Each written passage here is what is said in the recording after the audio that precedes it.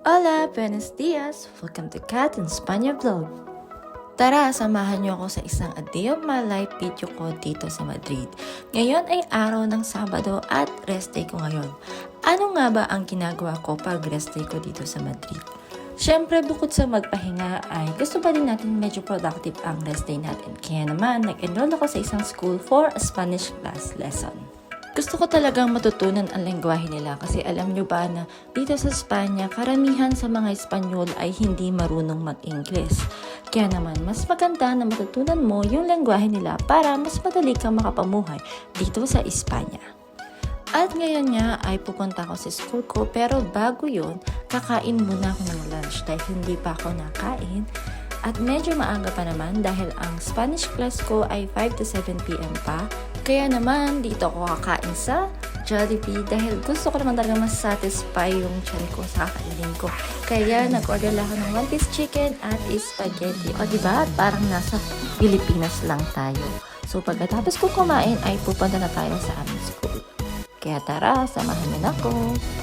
Medyo malayo pa dito sa location ko ngayon yung eskwelahan ko. Kaya naman, sasakay tayo ng metro. Tara, samahan niyo ako.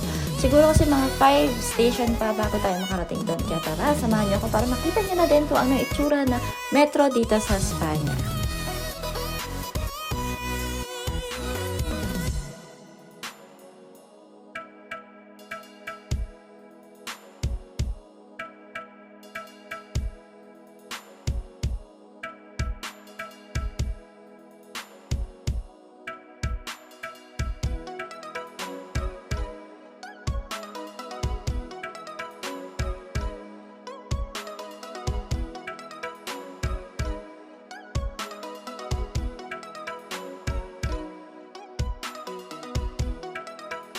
At ito na nga, nakita ko din kung saan ako pupunta. Medyo naligo-ligo tayo ng kaunti, pero ito nga yung metro, ito yung tren.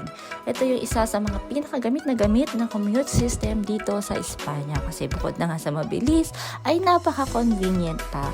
At ito na nga, sakay na tayo. Medyo maraming tao ngayon, kaya medyo masikip, pero okay lang. Kasi mabilis naman tayo makakarating sa ating pupuntahan, kaya carry lang. Kaya tara, pasok na tayo!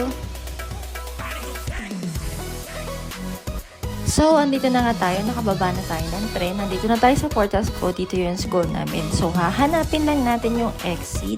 Alam niyo ba nung una, sobrang nalilito talaga ako sa paggamit nitong metro kasi ang dami talaga niyang rules po. Kailangan lang talaga magbabasa ka kasi may mga signage naman siya kung saan yung lugar na pupuntahan mo.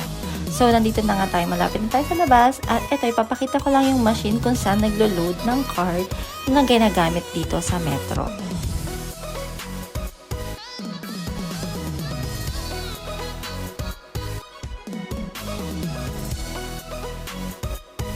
At sa wakas, nakarating din tayo dito sa school ko. So, dito ako nag-aaral. Ito ay ang NS Iberica Formación Academy. Ito ngayon napili kong pasukan na school dahil dito, bukod sa Espanyol yung teacher mo, meron pa dito ibang courses na pwede mong aralin. Katulad ng enfermeria or nursing. Kaya kung gusto nyo mag-nursing, pwede kayo mag-aral dito. At ayan na nga, mag-start na yung klase namin. So, hanggang dito na lang po yung video ko. Thank you for watching. See you in my next vlog. Hasta luego!